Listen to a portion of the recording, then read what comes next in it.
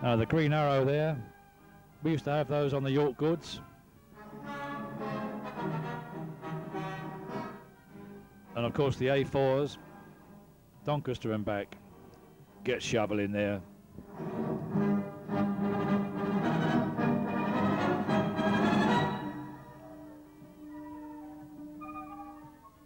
I wonder how far we would get today. Probably about as far as Potter's Bar, and that would be it. Still, I'm a driver now. What am I saying?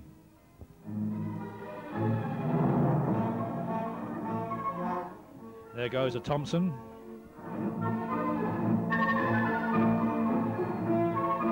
This is what the Green Arrow used to look like. And there we see His Royal Highness Prince Philip. He's been offered the cloth, but he refused. He doesn't mind getting his hands dirty.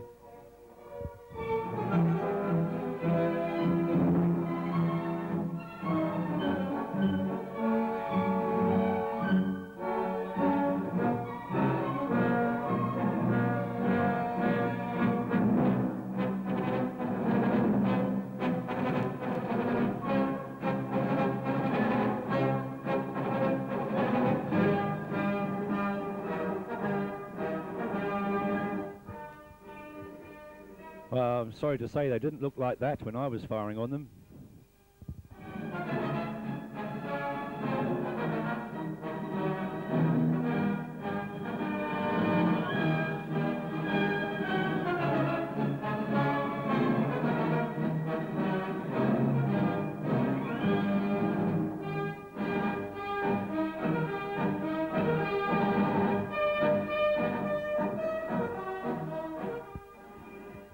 Now this was the last one that BR built, the 9 Freight that we nicknamed the Spaceship.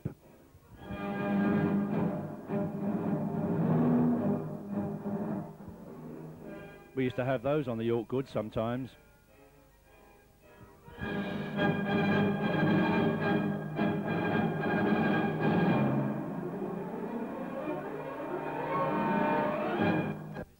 Now we drop in at King's Cross Top Shed.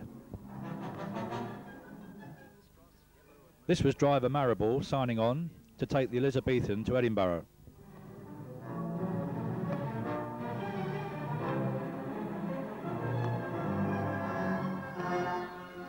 There were all the rosters at King's Cross, some of the drivers. Now this is the fireman, Rowley Russell, collecting the tools.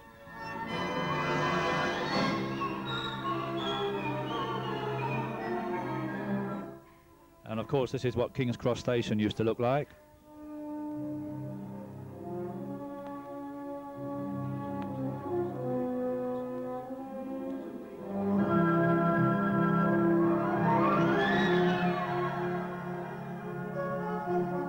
This was before the diesels came and spoilt us all.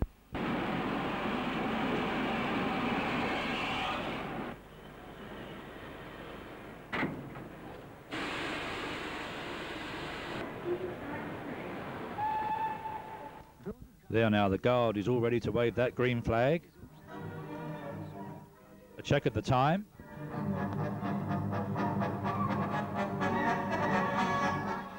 Right away.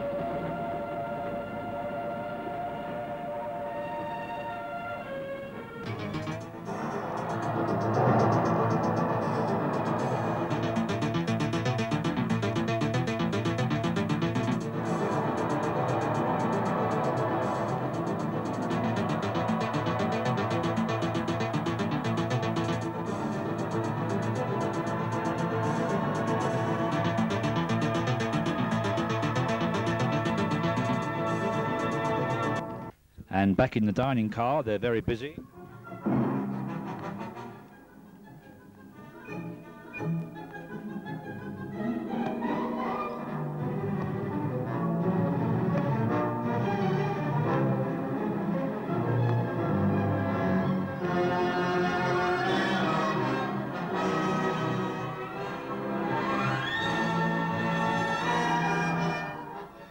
Looks very nice, doesn't it? Well, as we thunder on, we're now into Yorkshire, and it will soon be time for the King's Cross crew to be relieved.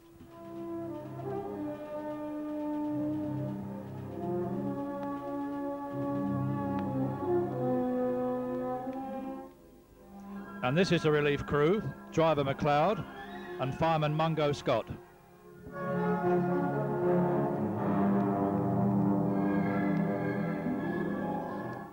Come on, Mungie. It's time to relieve them.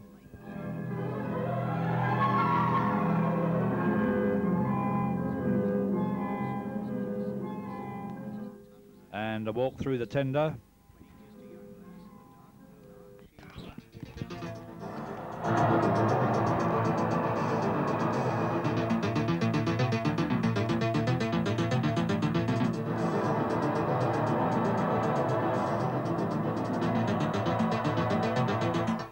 Right, old Bob, I'm your relief.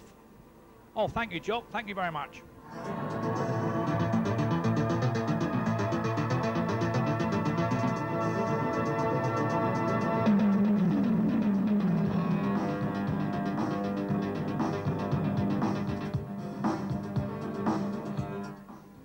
I'll look round the back corners.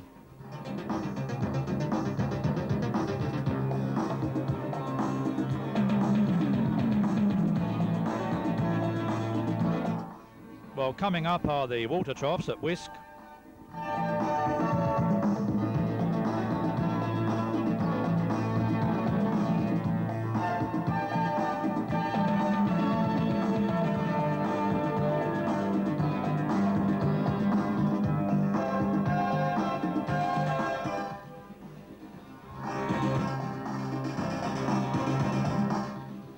How many holes we got? 3, 4.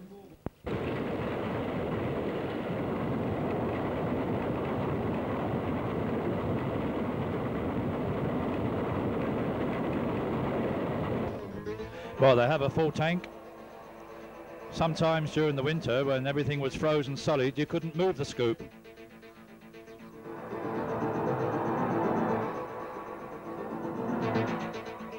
Now they're being checked down now. They're likely to lose a couple of minutes.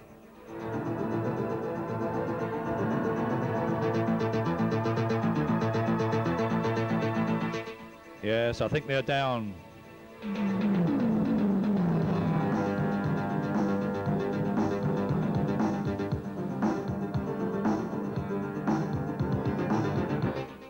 The guard agrees. 4.5 minutes down. Over King Edward Bridge at Newcastle.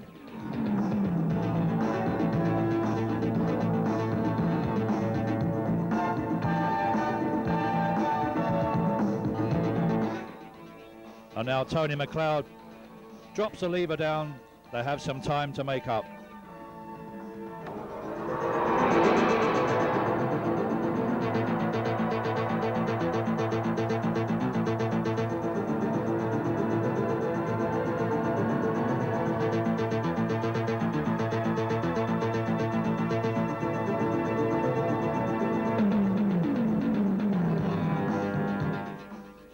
Well, it used to keep you fit, this job, didn't it?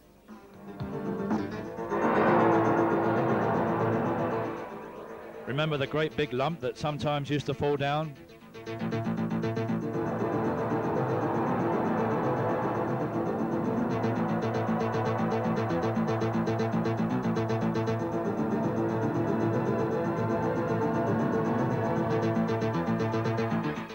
Well, had the railway stayed with steam, we wouldn't be in trouble now and closing all these mines.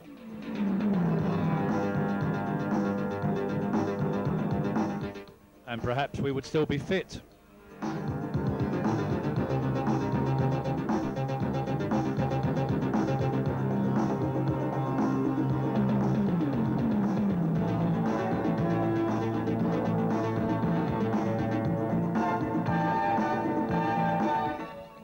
Well, not too far to go now.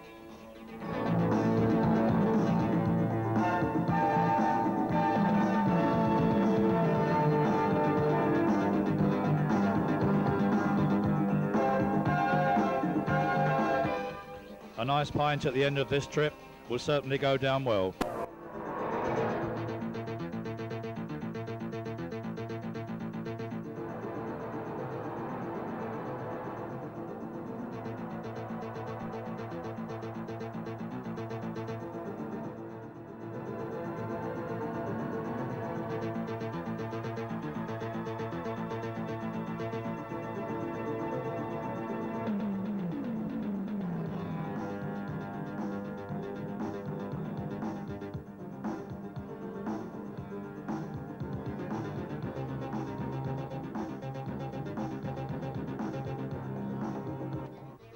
Hello, little girl.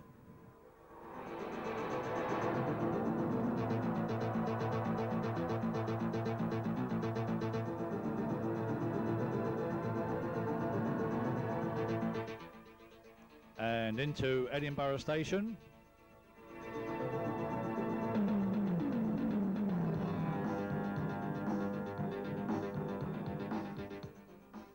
Well, there's Mr. Arnott, the station master. He will don his topper to meet this train.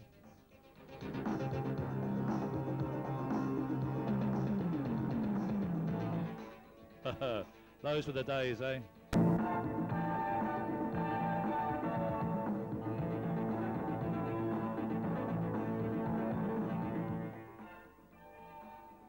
Well done, chaps. Bang on time. Now, what about that nice pint?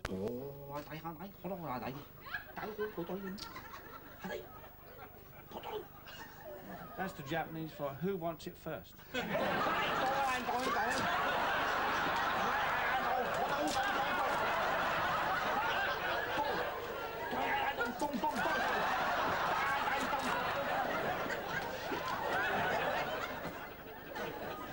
you speak in this strange Japanese? Oh, yes. What does it actually mean? Don't you understand Japanese? No, it's not one of the language I studied at university, no. Well, I mean, it means, well, I'm not going to tell you. It's a secret between us and dogs.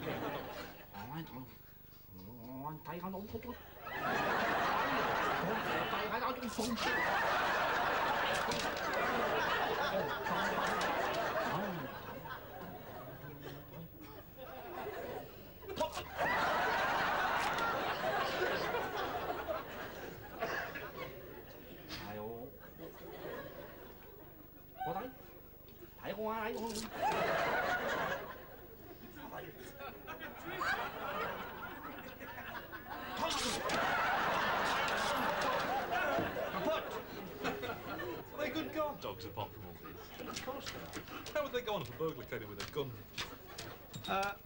With a gun, probably quite damaging, but with the soda siphon, you know, probably lick him to death.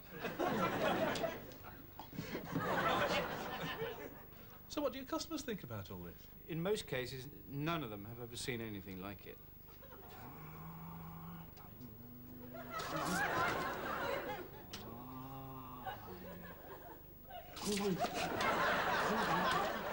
How many bottles of that do you get through a week? About 4 dozen. More than the average, you know.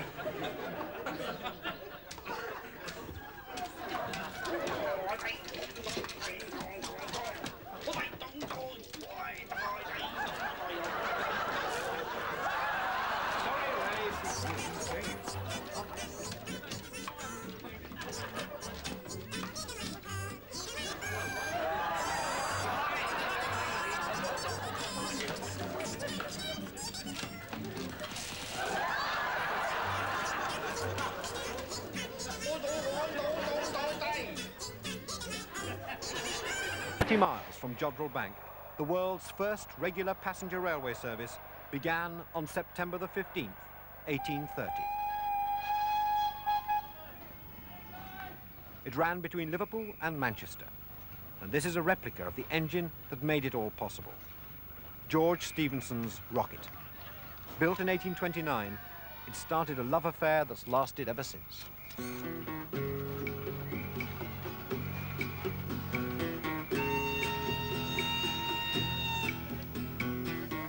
I give her all my love, that's all I do.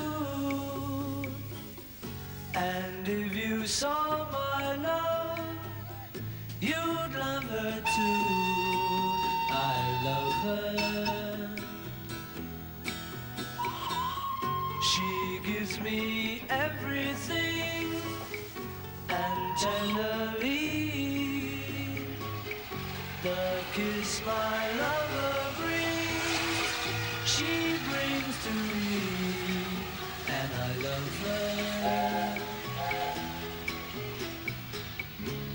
A love like ours could never die,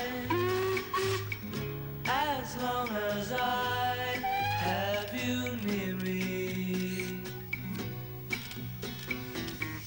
Bright are the stars that shine, dark is the sky. I know this love of mine will never die, and I love her.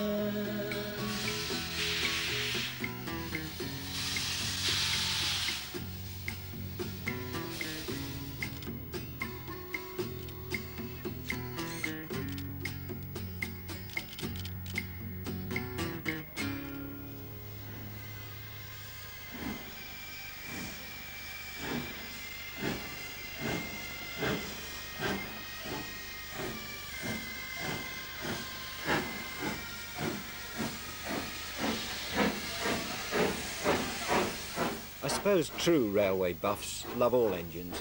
Short, fat, squat, long, rumbling, smelly diesels or swiftly silent electrics. But most of all, they love steam.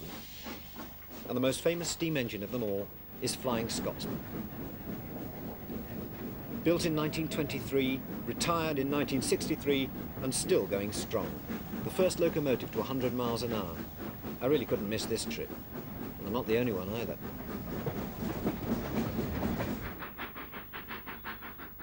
She's like an old film star now. Everything she says is faithfully recorded. Every inch of her body explored by 1,000 lenses. Is it just us who are like this? The British, I mean. Are there any train spotters in Sicily? Do Belgians go misty-eyed at the thought of seeing the 1216 to Antwerp? Do Swedes save up all year for a Hasselblad to photograph a Stockholm to Gothenburg coal train breasting a 1 in 57 gradient?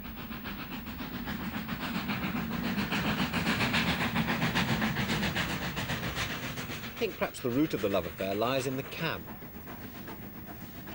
This is where the important people travel.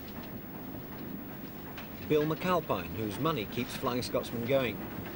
And beside him, the driver and the fireman, recreating the days when physical human effort drove railway trains. And these are their fans. I'm trying to identify those two stations, actually. It's a very simple tape recorder. Yeah. I'm recording the sound of the locomotive. Yeah. Throughout the journey. Throughout most of the journey, yes. On the downhill stretches, you don't hear very much, but you get the best recordings when she's pulling. When do you play these? Do you sort of sit at home and play We these have in the evening? stereophonic locomotives steaming through the house at all times at the weekend.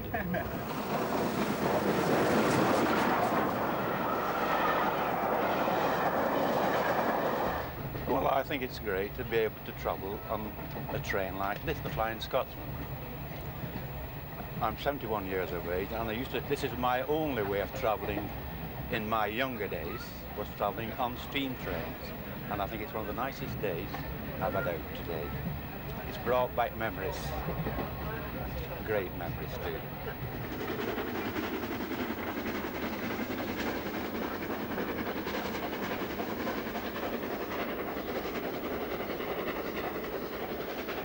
Oh, it's travelling behind steam, Flying Scotsman, reliving the age of steam of yesteryear, reminding me of many journeys of my youth and days in the Air Force. It's a living machine that has a tremendous attraction for me. I just like hearing it and seeing it work. particularly travelling with them, but follow them wherever I can, as much as the money will allow. It's sight, sound and emotion. You like the look of the wheels going round and the emotion of the driving wheels going round, and you also enjoy the sound of it and the sight of it going along. It's a magnificent feeling, and people have love affairs with steam engines. Have you always been interested in railways throughout your life? Very nearly. There was a short period when I became interested in girls at the usual age, and eventually I got married. And then I went back to railways again and combined a happily married life with playing trains. Literally thousands of people have turned out today to watch us all playing trains and to stare a little enviously at the lucky hundreds inside, happily watching themselves being stared at. Wensleydale cheddar. And the even luckier few at the back of the train who've spurned packed lunches in order to say that they've eaten a 4-course meal behind Flying Scotsman.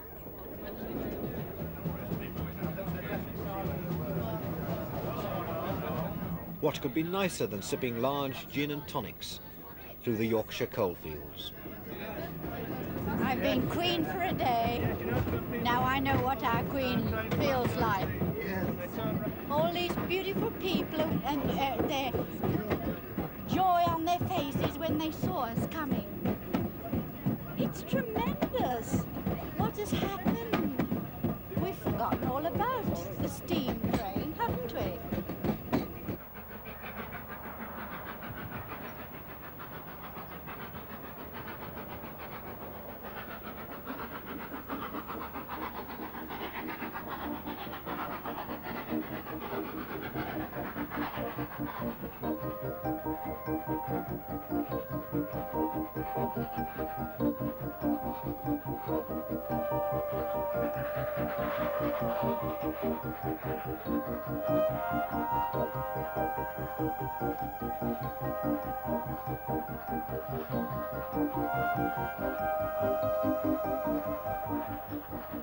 Manchester to York in 1980, but the image could be any time in the last 60 years. It's an enduring image of England, the sort that made the Englishman abroad go misty-eyed in the evenings and reach sadly for the whiskey bottle. It's the England of Thomas the Tank Engine and the railway children, when the trains were always friendly.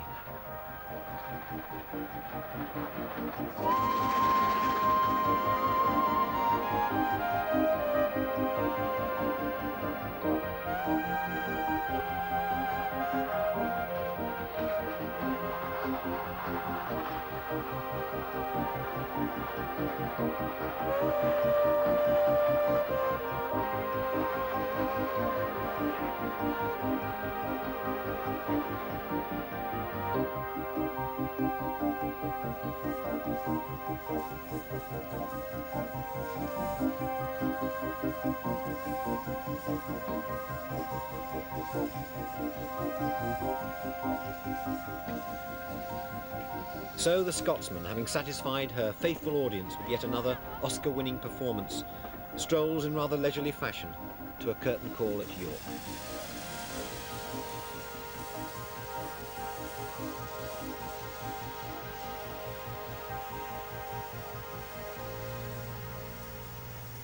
With its superb curving roof, 800 feet long and over 100 years old, York Station holds its own with the daunting array of great buildings outside.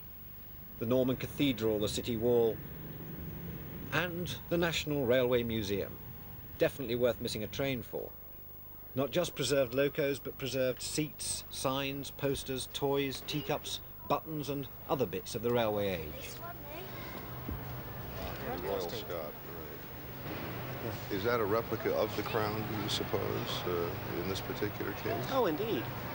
With the lions and the horses, the unicorns. I wonder who Stevenson was. I hope the Americans haven't missed this one over here.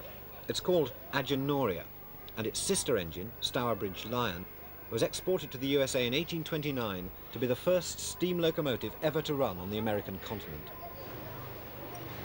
Which type can go further without refuelling? The tank or the tender? Tender, Alistair, that's correct. Remember you to circle it. And which type is better for short distance work? Yes, the tank, that's correct. Mallard, still the world's fastest steam locomotive. With the help of Sir Nigel Gresley's streamlining, it reached 126 miles an hour in July 1938. I can think this is a flying saucer. Yeah, it looks like a fire engine. It's a Mallard. Is that me? Hey, look. Andrew. Look down there. The golden age of steam is preserved here, in aspic perhaps, but with care and love and respect. Not all Britain's steam engines were retired quite so gracefully.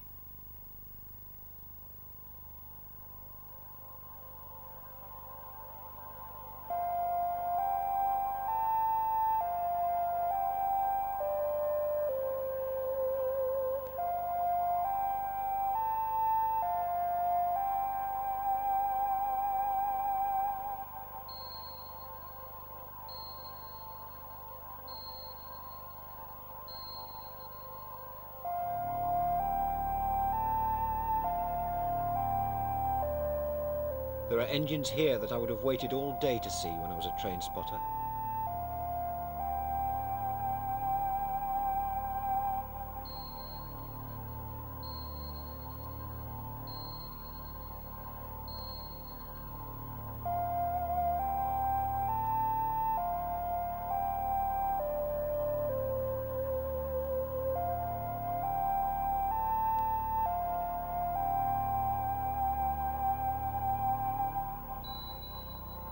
Well, now we're into HSTs, and on this particular day I went with Mick Leslie and Les Lincoln on a trip to Newcastle on the 10 o'clock out. And it's 1979, and the weather was not so good in the north, as you'll see very shortly.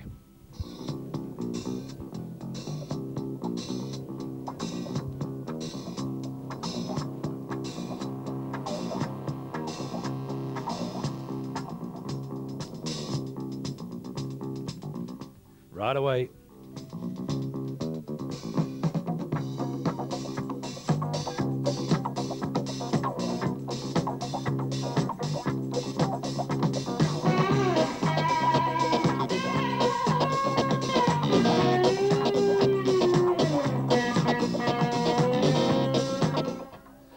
The old tunnels are no longer full of smoke.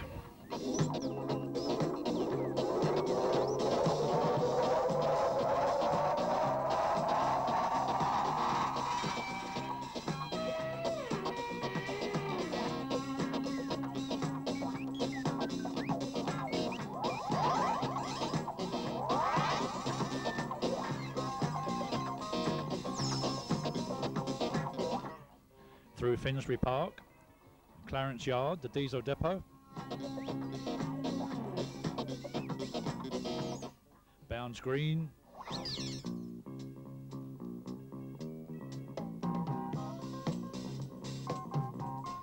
oh, and look at the snow on the Ali Pali.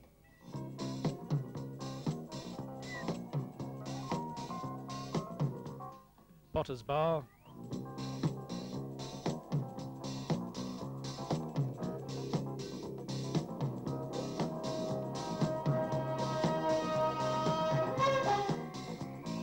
over Wedding Viaduct,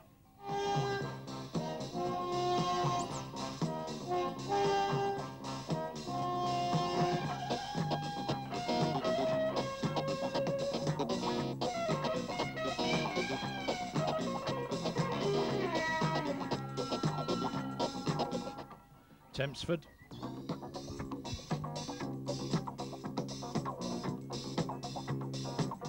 Man at Work. And Les Lincoln takes over just before Doncaster.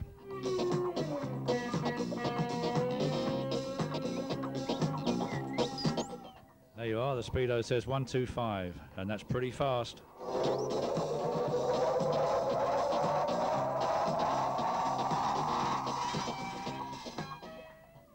We're going round Offord now. Back in the steam days, if I remember rightly, the track speed rather, used to be 70 miles an hour.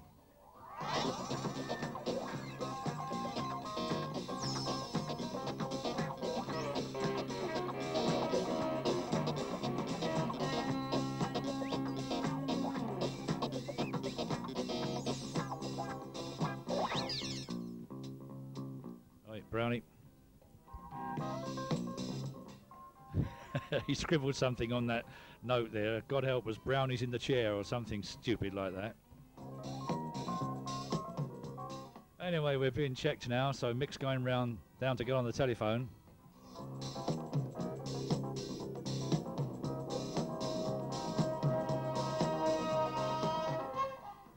Poor old Mick, braving all that bad weather.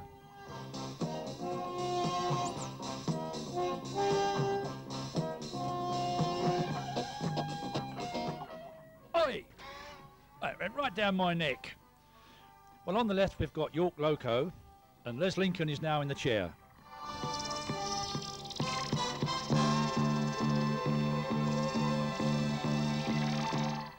All right, Les?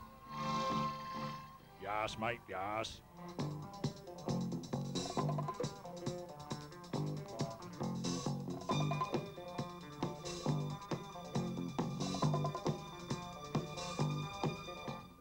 We don't mind the cold.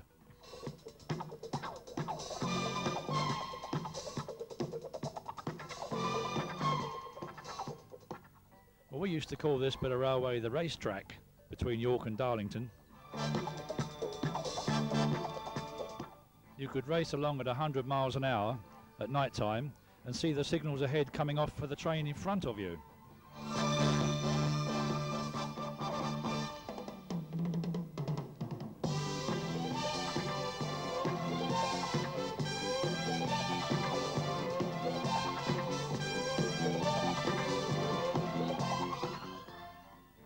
Now in the train they don't mind the cold weather either. They're being looked after here.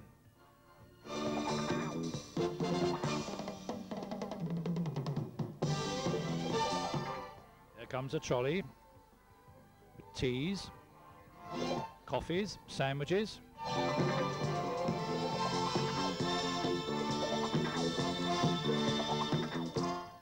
Or a nice pint.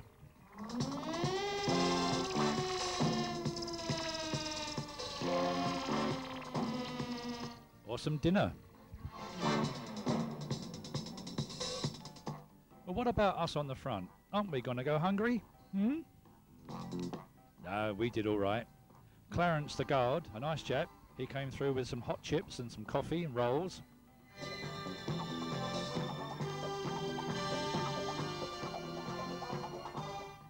Thank you, Mick. Thank you very much.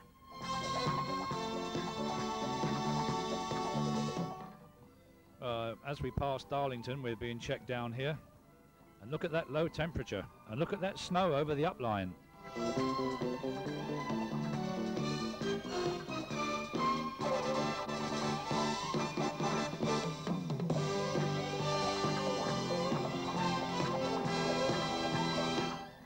Now there's an HST on his way back to London. Good luck, chaps.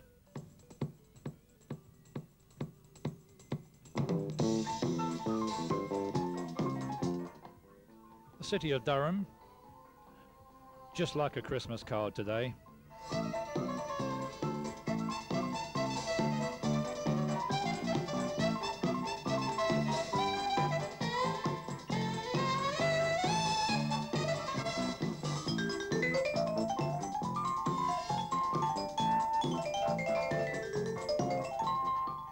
Now here we are, King Edward Bridge, Newcastle.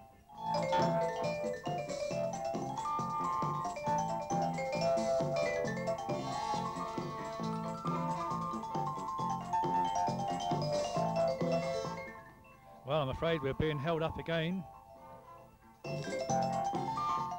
You see, it's not just my bit of railway that you get hold-ups, is it, lads? Well done, Les. Well done, Mick. We'll have to do this again sometime.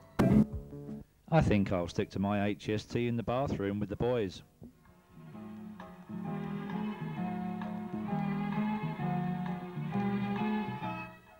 At least the weather's better, isn't it?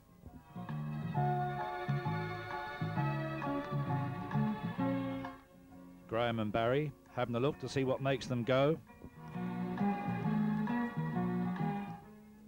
Come on, boys, put them down again. It's my turn.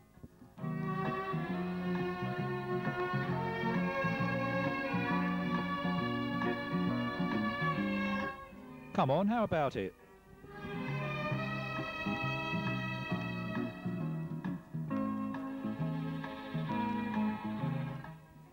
That's it. John's trying his hand.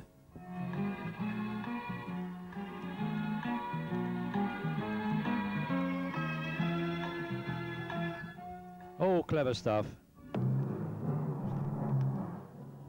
Something else, all clever stuff. Concorde. Now they really are built for speed.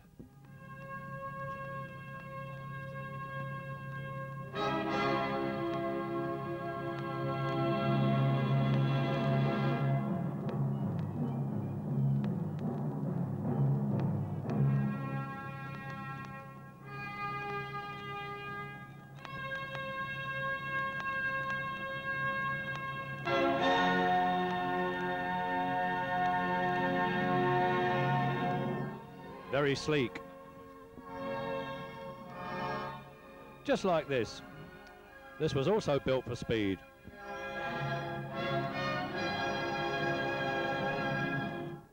And in contrast, we have a look at the old rocket.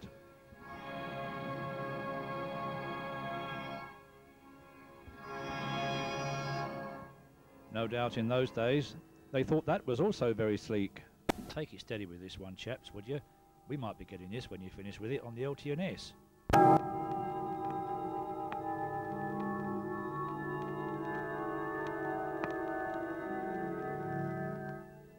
Well, we can look back now and see how things all started years and years ago.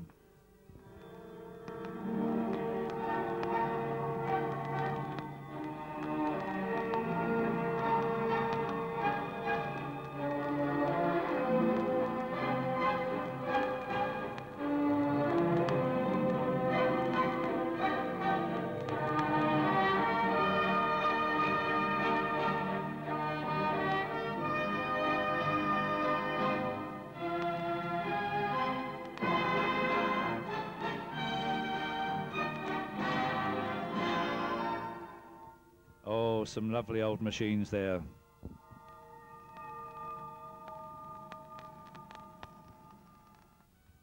I think we'll let the music play and we'll have a look at lots and lots of lovely engines.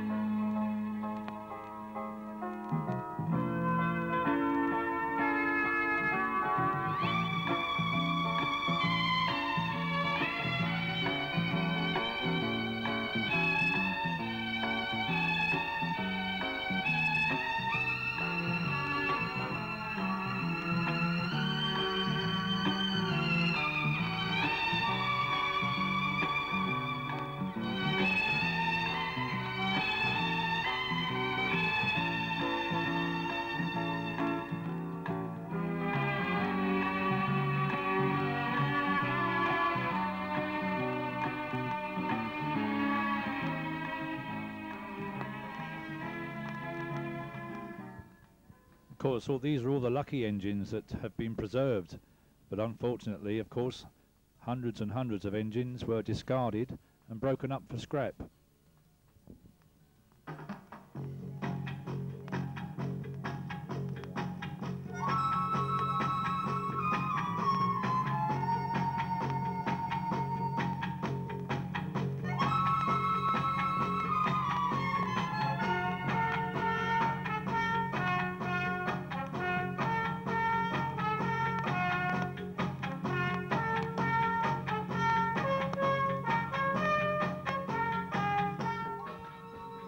yes. Treat them with loving care.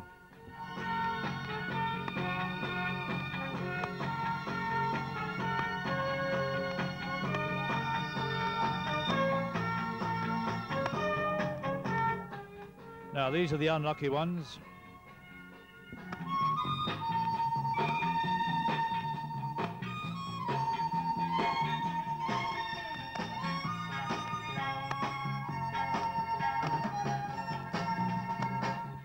Wanted no more. Thank goodness we have preservation societies.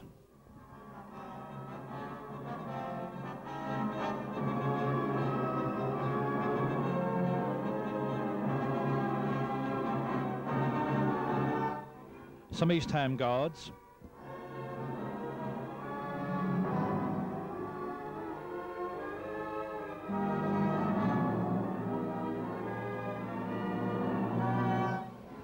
Now this is what they're going to issue to the shunters of the future. They're going to take away their yellow vests and give them rocket packs.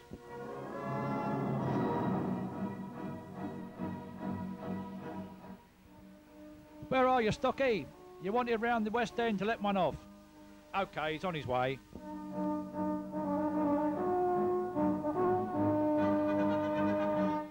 Get hold of Terry Tan. Tell him he's wanted down the West End. Yeah, righto.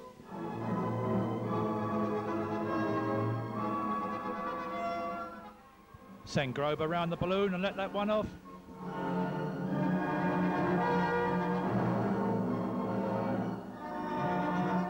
Tell Burt Kettle he's wanted.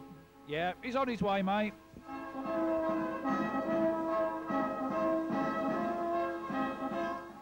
Just think it would certainly speed the job up, wouldn't it? Well, one of the things they're going to do on the LTNS in preparation for privatisation is to increase the track speed. Now, I wonder what it would be like at 1,000 miles per hour. Well, all things are possible.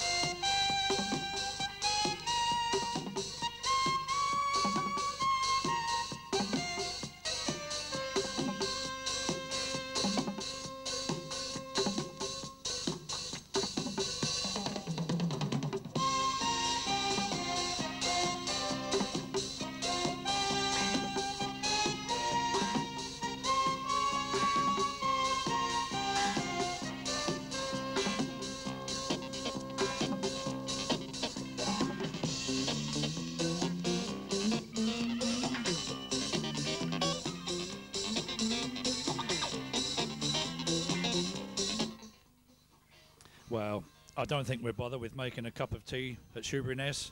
We'll get one in London in another 2 minutes.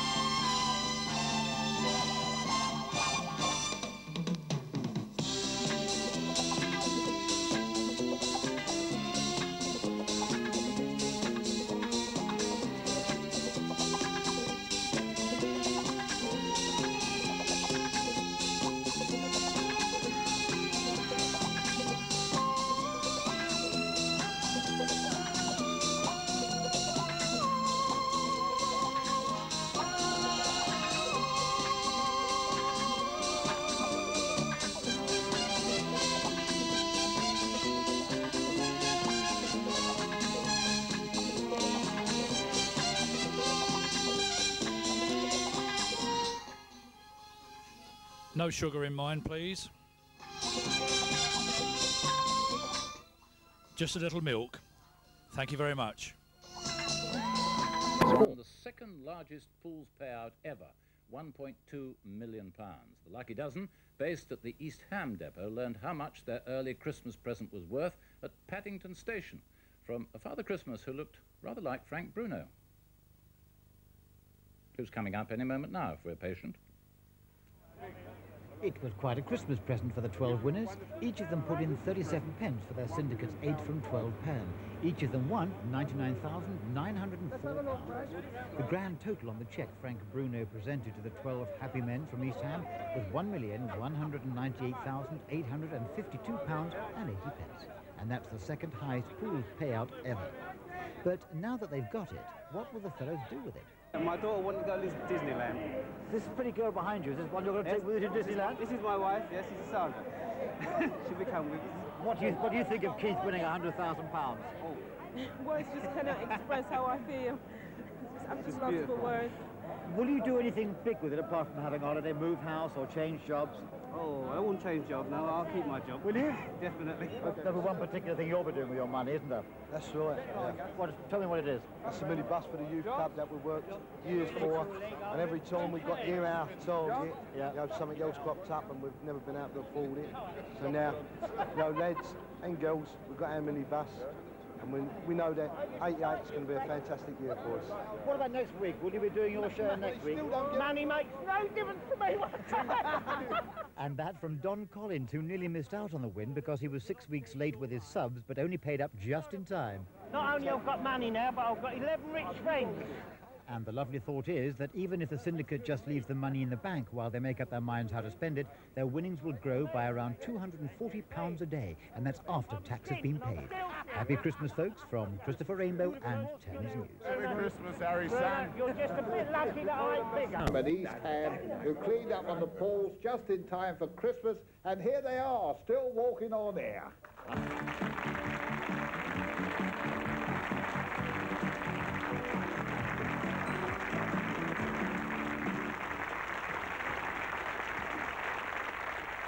Well, there we are, £99,904 each, eh? Not bad. Vic Larkins here, you were the boss? That's right, yes. Did you fill in the coupon, Vic? Yes. And did these rascals here know they'd won immediately? No. What's it feel like to be rich and famous? Marvellous. And what about John Weaver? Yes. What did you do with the money? Bought a minibus for the youth club. A minibus for the youth club? Youth club, yeah. And John, where's John Shankshaft? There you are, you rascal. This one, ladies and gentlemen, told the world he was going to spend £98,000 on booze and waste the rest. Is that right? I wouldn't make that. It was my granddad at the back there. It wasn't. It was my granddad. I got... Do you admit responsibility for this? I had a drink, yes. Have you had a drink this New Year? Yes. What's the first thing you did when you got the money? Bought Alka-Seltzer. Alka-Seltzer. Vic, what was the first thing you did? Car. A car? Yes. Smashing. What about yours? I bought the other half of the ring. I haven't got anything yet. Well, you're going to do something a bit tasty, aren't you? Well, I want to do the train from Cairo to Cape Town. A train journey from Cairo to Cape Town. Well, it takes all sorts, doesn't it, eh? Good luck to you. No. Our winners from Dagenham and East Ham, the railway men who won a fortune on the pool.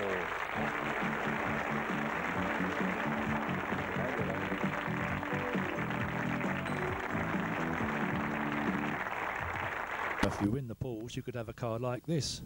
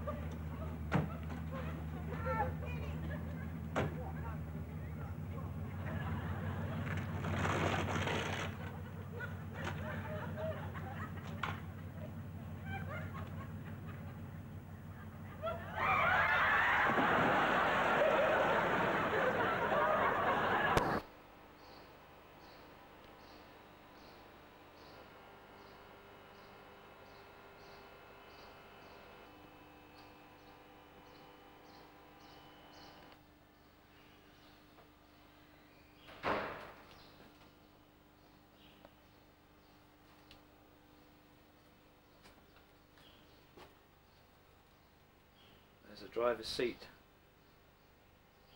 and there's the controller handle, and the brake is right over there, hidden underneath the loudophone. Not much of a chance if the driver hadn't have jumped out of the seat and dived into this part that I'm standing in now with the camera, this small corridor, he wouldn't be alive today. That's what the driver did. He laid down here and waited for the almighty bang. And then this unit struck a great big lorry on a crossing, a half barrier crossing. There you go. 074. Well, here we have another nasty incident. On the 14th of February 1990, the last coach of the 0643 empty cars from East Ham to Shoeburyness was derailed as it left the shed. But once again, I'm glad to say, nobody was hurt in this accident.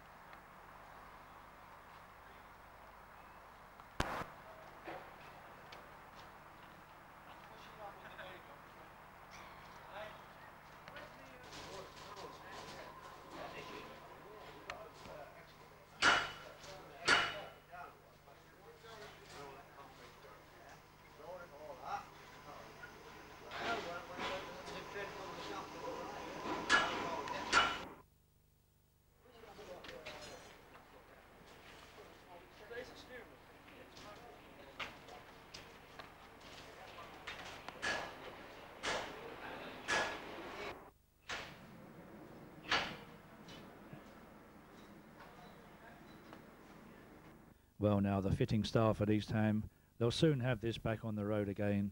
They're a very capable bunch of men. What language would you have said that was? These are all the workers. Just do a little dance. May 93. We'll come back and have a look in 2015 and see what you look like then. Well, I'll have to have someone to help me round. I've got to go and do some work now. Oh, nice seeing you. Adios. And now, part of the driver's aptitude test. Head down! And fire training at Stratford. Oh, only to survive aggravated body temperature measurement. Whoa! We will now determine your G-force threshold. Just relax, gentlemen. I guess we just sit here? Piece of cake. And this is for when we get our new units on the LTNS.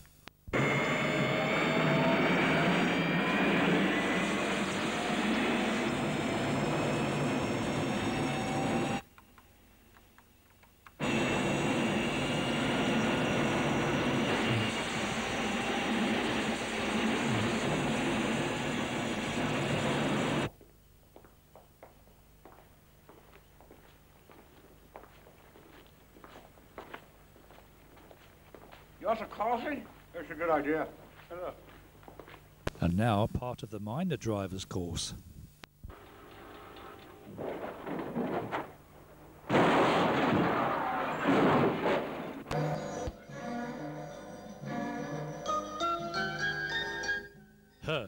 Nobby's made himself at home. Now this is Steve Jones. He's a minor driver. The course didn't seem to affect you, Steve. No, you're all right, son. Ted Mountain and Laurie West. Can't get away with nothing. Oh, it's a hard life. Chalky's doing all right.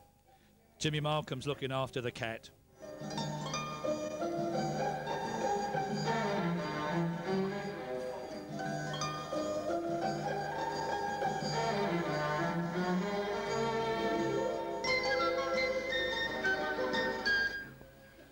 Vic Jerram looks on.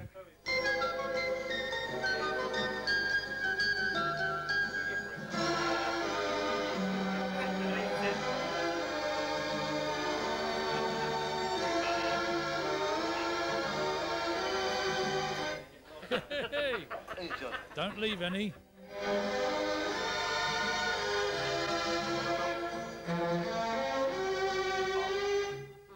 Oh, Chalky's been trying a long time to become a driver.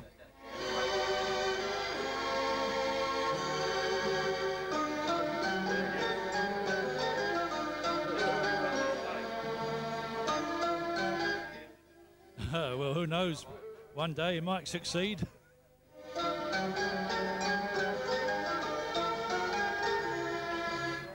Oh, he says, I enjoyed that. I really did.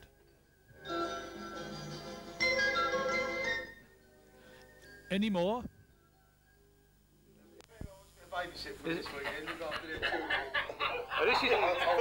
This is our top league driver at East Ham, Ted Mountain. Ted Mountain. You want to sit there with a white stick? They're very, very becoming, they are, Ted. Yeah, bring your kids, man. I'll take them out. Very becoming. Look at his nose.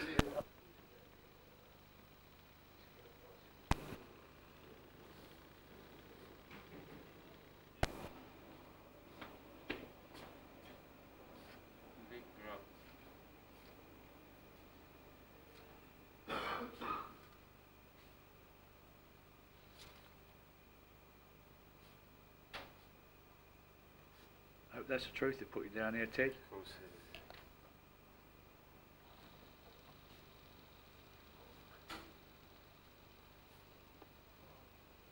is.